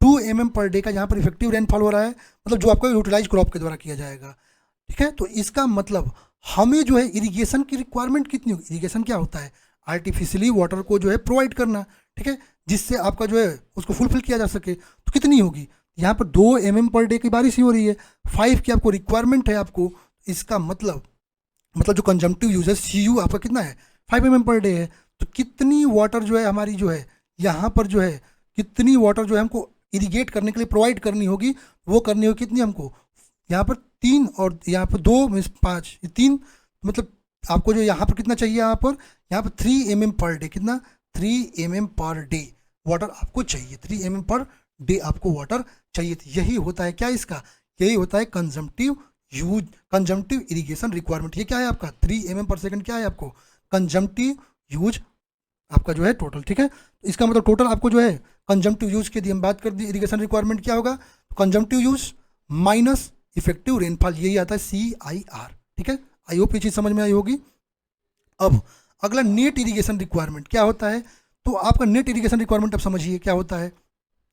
नेट इरिगेशन रिक्वायरमेंट कहता है कि आपने फील्ड में जो वाटर डिलीवर किया है, ठीक है, उसमें से जो इवेपोट्रांसपिरेशन को मीट कर गया वाटर, इसके अलावा जो लीचिंग के लिए, प्री सोइंग रिक्वायरमेंट के लिए, नर्सरी वाटर रिक्वायरमेंट के लिए जो वाटर चाहिए उसको हम कहते हैं नेट इरिगेशन रिक्वायरमेंट। मीन्स यहाँ पर हमारा फील्ड रहा, ठीक है, फील्ड रहा, इस फील्ड में अब एक चीज़ समझिए, आपने मान लीजिए इस फील्ड में 3 mm पर डे का इरिगेशन दिया, कितना 3 mm पर डे का इरिगेशन दिया, 3 mm पर डे का इरिगेशन आपने दिया, ठीक है। लेकिन और यहाँ पर जो है दो चीज़ें तो आपको पता ही थी, क्या यहाँ पर जो है इफेक्टिव रेनफॉल जो है कितना है आपका 2, ठीक है, इफेक्टिव रेनफॉल है 2 mm per day, 2 mm per day का, ठीक है। और ये आपको एक चीज़ अब समझिए, यहाँ पर आपने कितना दिया 3 mm पर डे, इसका मतलब, लेकिन यहाँ पर मान लीजिए लीचिंग रिक्वायरमेंट के लिए या प्री सोइंग रिक्वायरमेंट के लिए 1 mm पर डे और वाटर की रिक्वायरमेंट है। इसका मतलब यहाँ पर वाटर कितना प्रोवाइड करेंगे, यहाँ पर 3 नहीं प्रोवाइड करेंगे, 3+1 प्रोवाइड करेंगे, तब जाके रिक्वायरमेंट आपकी फिल होगी। तो ये होता है नेट इरिगेशन रिक्वायरमेंट, ठीक है। आई होप ये भी आपको समझ में आ गया होगा नेट इरिगेशन रिक्वायरमेंट। इसके बाद क्या आता है फील्ड इरिगेशन रिक्वायरमेंट। ये क्या होता है कि आपको जो नेट इरिगेशन रिक्वायरमेंट के लिए तो वाटर मिल गया, लेकिन यहाँ पर जो है सरफेस में रन ऑफ और डीप पर्कुलेशन की तो लॉसेज होंगी, सरफेस पर यहाँ पर डीप पर्कुलेशन लॉस और रन ऑफ लॉसेज भी तो होंगी, उसके लिए कुछ एक्स्ट्रा वाटर की रिक्वायरमेंट होगी। और एक चीज़ आपको ऊपर बताया कि जो आपका रन ऑफ,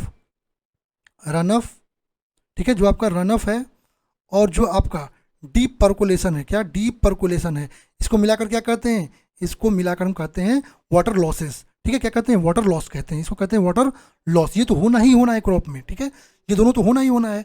इसका मतलब क्या अब आपका रिक्वायरमेंट 3+1 से फुलफिल हुआ, नहीं, इसके लिए भी मान लीजिए कि 1 mm पर डे का इसके लिए भी रिक्वायरमेंट पड़ा। एक मैं आपको, ये आपका हार्ड एंड फास्ट नहीं है, मैं एग्जांपल लेके बता रहा हूँ। कितना हो गया अब 3+1+1 इतना हो गया 4, ठीक है, 4 mm पर डे की रिक्वायरमेंट। लेकिन क्या आप एक्चुअली 4 mm पर डे आप प्रोवाइड करेंगे, नहीं, क्यों, क्योंकि यहाँ पे एक और टर्म आता है ग्रॉस इरिगेशन रिक्वायरमेंट।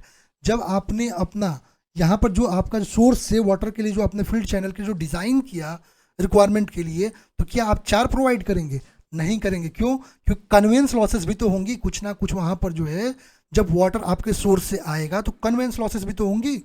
उन कन्वेंस लॉसेस को ध्यान में रखते हुए हमें और मान लीजिए 2 mm पर डे जोड़ दीजिए, मतलब कितना, अब कितना हो गया 4 2 6 mm पर डे चाहिए, क्योंकि ये कन्वेंस में लॉस होगी।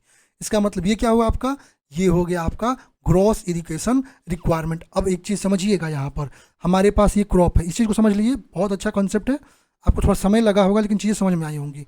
ये हमारे पास क्रॉप है, ठीक है, यहाँ पे इफेक्टिव रेनफॉल आ रहा है, ठीक है, पी इफेक्टिव आ रहा है। अब हमको इरिगेशन के लिए कितना रिक्वायरमेंट चाहिए ये समझिए, ठीक है, इस चीज़ को समझना जरूरी है, ठीक है। ये हमारा जो है CIR देखते हैं, पहले हम CIR को देखते हैं, ठीक है, ठीक है, एक एक चीज़ को मैं बताते चलता हूँ, ठीक है। कंजम्पटिव इरिगेशन रिक्वायरमेंट, अब यहाँ पर बताइए जो कंजम्पटिव इरिगेशन रिक्वायरमेंट होगी, ठीक है, वो अब कम रिक्वायरमेंट होगी। यहाँ पर जो कंजम्पटिव इरिगेशन रिक्वायरमेंट होगी वो अब कम होगी, क्यों, क्योंकि उसमें केवल हम कंजम्पटिव इरिगेशन रिक्वायरमेंट में केवल अपना जो है वाटर कितना इरिगेट करने की ज़रूरत है वो ले रहे हैं। उसके बाद क्या आया, उसके बाद आया हमारे पास क्या, उसके बाद आया हमारे पास लीचिंग रिक्वायरमेंट के लिए वाटर, लीचिंग रिक्वायरमेंट के लिए, ठीक है, आपका प्री सोइंग रिक्वायरमेंट आया, फिर उसके लिए लिए। उसके बाद हमारा क्या आया, फील्ड लॉसेस के लिए वाटर लिए, कितना फील्ड लॉसेस के लिए लिए, ये आया, ठीक है। इसके बाद क्या हुआ, फील्ड लॉसेस हमने ले लिया। इसके बाद कन्वेंस के लिए लॉसेज आए, यहाँ पर कन्वेंस के लिए भी कुछ हमने वाटर लॉसेज ले लिए। ये पूरा यहाँ पर आ गया क्या है, ये आपका ग्रॉस इरिगेशन रिक्वायरमेंट हो गया। ये हमारा क्या हुआ, यहाँ पर फील्ड इरिगेशन रिक्वायरमेंट हो गया। ये हमारा क्या हो गया, तो एक एक चीज़ आपको नेट इरिगेशन रिक्वायरमेंट हो गया, यहाँ पर नेट इरिगेशन रिक्वायरमेंट हो गया, और ये हमारे पास कंजम्पटिव इरिगेशन रिक्वायरमेंट हो गया। सारे रिक्वायरमेंट फुलफिल हो गए। यहाँ पर कह रहा है जो irrigation water required to meet evaporation needs of the crop during its full growth is called as consumptive irrigation requirement. Option number C is correct for this question. चलते हैं अगले क्वेश्चन पे। कह रहा है with the increase in quantity of water supplied the yield of most crops.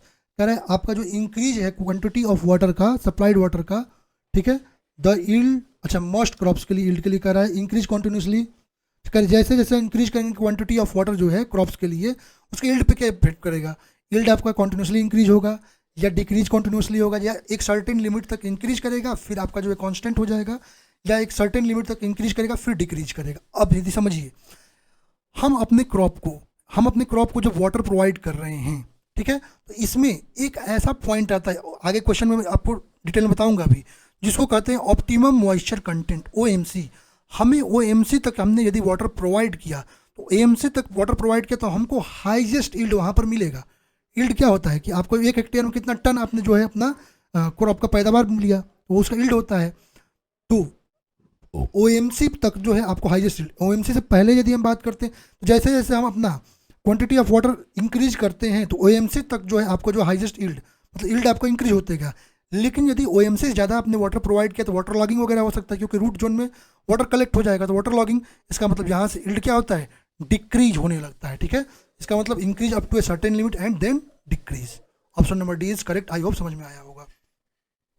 Next हमारा question कह रहा है hydrograph is the graphical representation of, ये हाइड्रोलॉजी से क्वेश्चन है, हाइड्रोग्राफ से कह रहा है हाइड्रोग्राफ जो ग्राफिकल रिप्रेजेंटेशन होता है run of VS time, run of surface run of VS time, ground water flow versus time, या आपका रेनफॉल वर्सेस टाइम। यदि हाइड्रोग्राफ की बात करते हैं, ठीक है, ये आपका ग्राफ होता है किसका, ये ग्राफ होता है आपका किसका, तो ये आपका डिस्चार्ज वर्सेस टाइम का जो है ये आपका ग्राफ होता है, ठीक है, डिस्चार्ज वर्सेस टाइम का ये आपका ग्राफ होता है। और इसके द्वारा, ठीक है, ये आपका जो मेट्रोलॉजिकल वगैरह जो मेट्रोलॉजिकल कंडीशन है उसको हम पता कर सकते हैं, आपका क्लाइमेट को पता कर सकते हैं, हाइड्रोलॉजिक लॉसेस, सरफेस रनअप, इन सबको हम पता कर सकते हैं किससे, हाइड्रोग्राफ की स्टडी से। आगे क्वेश्चन आएंगे, इसको और ज़्यादा मैं बताऊंगा डिटेल में, ठीक है।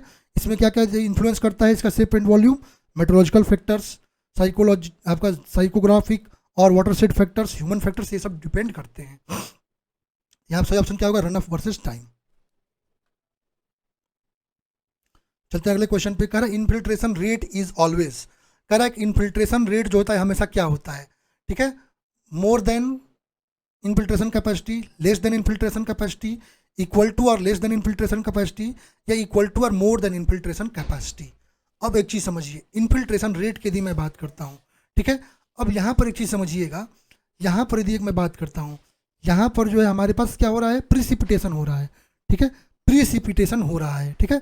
अब प्रिसिपिटेशन होगा तो वाटर क्या होगा, पहले तो रनअप में तो कन्वर्ट नहीं होगा, पहले जो वाटर यहाँ पर आया इसमें से वाटर क्या होगा, जब तक आपकी जो सॉइल है, सॉइल यदि आपका जो है यहाँ पर जो है आपका सबमर्ज्ड कंडीशन में नहीं होगी, सैचुरेटेड कंडीशन में नहीं होगी, जब तक सैचुरेटेड कंडीशन में नहीं आएगी, जब तक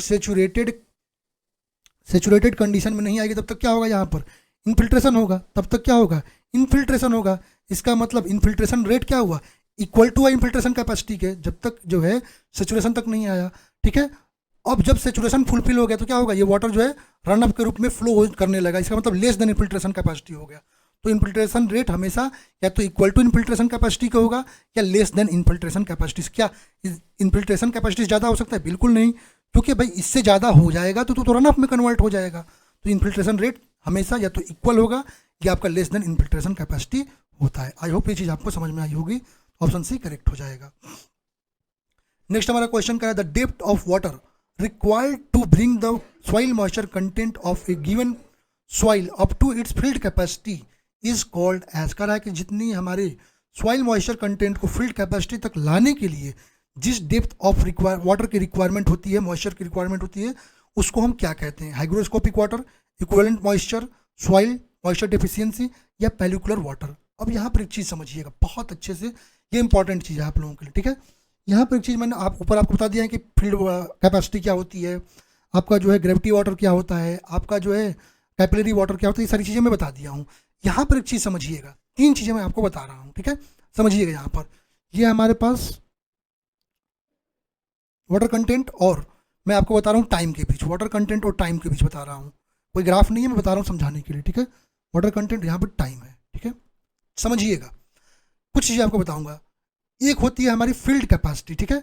फील्ड कैपेसिटी क्या होती है, जब आपका वाटर जो है ग्रेविटी वाटर जो है, मतलब आपका जो है फ्री ग्रेविटी के थ्रू आपका जो है फ्री वाटर जो है निकल जाता है, उसके बाद जो आपका मैक्सिमम अमाउंट ऑफ मॉइस्चर आपके जो है अगेंस्ट तो ग्रेविटी रह जाता है आपके फील्ड में, इसको कहते हैं फील्ड कैपेसिटी। क्या कहते हैं, इसको कहते हैं फील्ड कैपेसिटी कहते हैं, ठीक है। अब यहाँ पर एक चीज़ समझिएगा, फील्ड कैपेसिटी हो गया, यहाँ पर जो है जो अवेलेबल फील्ड कैपेसिटी के बीच में यहाँ पर जो आपका एक वाटर होता है जिसको हम क्या कहते हैं, इस वाटर को कहते हैं आपका जो है अवेलेबल जो कैपिलरी वाटर होता है, ठीक है। जो कैपिलरी वाटर, यहाँ पर जो कैपिलरी वाटर है, यहाँ पर कैपिलरी वाटर है, और यहाँ पर हमारा जो है क्या है, हाइग्रोस्कोपिक वाटर है, हाइग्रोस्कोपिक वाटर है, हाइग्रोस्कोपिक वाटर है। अब यहाँ पर समझिएगा, जो आपका वाटर जो है आपका कैपिलरी वाटर है, इसी को कहते हैं अवेलेबल वाटर, अवेलेबल वाटर, ठीक है, अवेलेबल वाटर। और ये जो पॉइंट होता है इसको कहते हैं परमानेंट विल्टिंग। इसका मतलब कभी भी आपका जो है किसी भी क्रॉप के लिए आपका मॉइस्चर जो है कभी भी परमानेंट विल्टिंग तक नहीं पहुंचने देंगे। यदि परमानेंट विल्टिंग तक गया तो यहाँ पर अब क्रॉप क्या हो जाएगा, क्रॉप की यील्ड आपकी जो है कम होने लगेगी। तो हम एक और मॉइस्चर कंटेंट रखते हैं जिसको हम कहते हैं OMC। इसको क्या कहते हैं हम, OMC, ऑप्टिमम मॉइस्चर कंटेंट। तो हमको ट्राई क्या करते हैं कि हमारा मॉइस्चर ऑप्टिमम मॉइस्चर कंटेंट तक बना रहे, इसको हम रेडिली अवेलेबल वाटर भी कहते हैं, ठीक है। इसको क्या कहते हैं हम, रेडिली अवेलेबल। ये वाला वाटर जो है हमारा, जो हमारा फील्ड कैपेसिटी से लेकर परमानेंट विल्टिंग पॉइंट तक का वाटर है, इसको कहते हैं हम अवेलेबल वाटर, ठीक है। इसको क्या कहते हैं, अवेलेबल वाटर, अवेलेबल वाटर, ठीक है, अवेलेबल वाटर। और जो हमारा जो है, जो वाटर जो है हमारा OMC तक होता है, कहाँ तक जो है, जो हमारा OMC तक ये वाटर है, इसको कहते हैं रेडिली अवेलेबल वाटर। अब चलिए एक एक चीज़ों को मैं आपको समझाता हूँ, ठीक है। फील्ड कैपेसिटी क्या होती है, फील्ड कैपेसिटी आपका मैक्सिमम मॉइस्चर आपको होता है जो आपको जो है अगेंस्ट द ग्रेविटी आपके सॉइल में रह जाता है, ठीक है। और फील्ड कैपेसिटी जो होता है कैपिलरी वाटर का अपर लिमिट होता है। और सॉइल मॉइस्चर टेंशन जो फील्ड कैपेसिटी की रेंज करती है वो आपकी 1/10 to 1/3 एटमॉस्फेयर करती है। ये भी इंपॉर्टेंट है, आपके क्वेश्चन में पूछता है, ठीक है। अब यदि मैं परमानेंट विल्टिंग पॉइंट की बात करता हूँ, परमानेंट विल्टिंग पॉइंट एक ऐसा मॉइस्चर कंटेंट है, ठीक है, जहाँ से नीचे यदि आपका जो है, जहाँ पर जो है वाटर जो है, परमानेंट विल्टिंग पॉइंट एक ऐसा जो है पॉइंट है जहाँ से आपका जो क्रॉप है वाटर को इजीली एक्सट्रैक्ट नहीं कर पाता है। क्यों, क्योंकि वहाँ से अब आपका जो है टाइटली जो वाटर है आपके जो पार्टिकल्स में टाइटली जो है बॉन्ड कर जाता है, जिसको इजीली रूट जो है एक्सट्रैक्ट नहीं करता है, ठीक है। मतलब रैपिड रेट से आपका जो है नहीं कर पाता है। परमानेंट विल्टिंग पॉइंट की यदि हम बात करते हैं, ये कैपिलरी वाटर का लोअर पॉइंट होता है। और जो उसके लिए जो वाटर को एक्सट्रैक्ट करने के लिए परमानेंट विल्टिंग पॉइंट पर आपको जो सॉइल मॉइस्चर टेंशन की रिक्वायरमेंट होती है वो 7 to 32 एटमॉस्फेयर होती है, डिपेंड करता है सॉइल टेक्सचर वगैरह पे, कंडीशन वगैरह पे।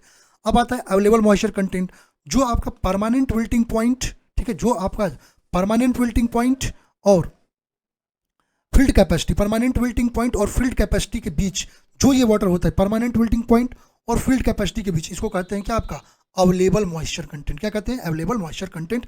और यही आपके प्लांट की ग्रोथ के लिए अवेलेबल होता है। रेडिली अवेलेबल मॉइस्चर कंटेंट की यदि मैं बात करता हूँ, ये वह मॉइस्चर होता है जिसको ईजिली प्लांट मोस्ट ईजिली आपको प्लांट जो है अवेलेबल कर लेता है अपने ग्रोथ के लिए। तो हमको जब भी हम अपनी इरिगेशन करते हैं तो हम अपना जो डिप्लीशन होता है, डिप्लीशन OMC से नीचे नहीं चाहते हैं कि आए, OMC तक आते ही हम क्या करते हैं, हम अपना इरिगेशन कर देते हैं। आई होप ये चीज़ आपको समझ में आई होगी, ठीक है। यहाँ से ले फील्ड कैपेसिटी से लेकर ऑप्टिमम मॉइस्चर कंटेंट तक का जो वाटर है, इसको हम कहते हैं रेडिली अवेलेबल वाटर, ठीक है। क्या कहते हैं, रेडिली अवेलेबल वाटर। और ये आपका लगभग 75 से 80% होता है आपका अवेलेबल मॉइस्चर कंटेंट का, ठीक है। और लोअर लिमिट जो होता है उसको कहते हैं optimum moisture content. Soil moisture deficiency क्या होती है, अब जो है डिप्लीट कर गया पूरा आपका, डिप्लीट करके जब वाटर आपका जो है डिप्लीट करने के बाद परमानेंट विल्टिंग पॉइंट तक आ गया, फिर वहाँ से फील्ड कैपेसिटी तक वाटर को पहुँचाना, उसको क्या कहते हैं, उसको हम कहते हैं सॉइल मॉइस्चर डेफिशिएंसी। क्या कहते हैं, सॉइल मॉइस्चर डेफिशिएंसी, ठीक है। यहाँ पर सही ऑप्शन अपना क्वेश्चन क्या कर रहा है, depth of water required to bring the moisture content of a given soil up to its field capacity is called as soil moisture deficiency. तो यहाँ पर सॉइल मॉइस्चर डेफिशिएंसी हो जाएगा सही ऑप्शन। तो option number C is correct. चलते हैं next question पे। कह रहा है infiltration capacity is a constant factor, changes with time, changes with location, changes with both time and location. अब इनफिल्ट्रेशन कैपेसिटी की यदि हम बात करते हैं, क्या होता है इनफिल्ट्रेशन कैपेसिटी, ये आपका मैक्सिमम रेट होता है जिस पर जो है किसी गिवन टाइम में आपका सॉइल जो है वाटर को एब्जॉर्ब कर सके, सॉइल क्या करे, आपके वाटर को एब्जॉर्ब कर सके, उसको कहते हैं, क्या हम कहते हैं, उसको कहते हैं आपका जो है इनफिल्ट्रेशन कैपेसिटी। और इनफिल्ट्रेशन कैपेसिटी जो है टाइम और लोकेशन के साथ साथ चेंज होता है, जिसको हम हॉल्टन्स इनफिल्ट्रेशन इक्वेशन जो होती है, क्या हॉल्टन इनफिल्ट्रेशन इक्वेशन जो होता है उसके थ्रू क्या करते हैं, फाइंड करते हैं, ठीक है। हॉल्टन इक्वेशन के थ्रू हम फाइंड करते हैं। तो आई होप ये चीज़ आपको समझ में आया होगा, ठीक है। चलेंगे अब नेक्स्ट क्वेश्चन पे अपने। अच्छा एक सेकंड, यहाँ पर हॉल्टन इक्वेशन आपको बता दूं मैं, तो हॉर्टन इक्वेशन जब निकालते हैं तो आपको इक्वेशन बस बता दे रहा हूँ। एफ टी जो आता है, क्या आता है, एफ टी इक्वल टू आता है F C plus F naught, आप लोग नोट कर सकते हैं, minus F C E power minus K T, ठीक है। ये होता है हॉर्टन इक्वेशन, ठीक है। यहाँ पर जो है जो टी की वैल्यू होती है वो आपको 0 से लेकर के टी जो है ग्रेटर देन टी सी होती है, ठीक है। ये आपको ध्यान में रखना है। एफ टी क्या है, एफ टी आपका जो है फील्ड इन्फिल्ट्रेशन कैपेसिटी है टाइम टी में जो स्टार्टिंग रनफॉल होगा, ठीक है। एफ नॉट का इन्फिल्ट्रेशन आपका इनिशियल इन्फिल्ट्रेशन कैपेसिटी है।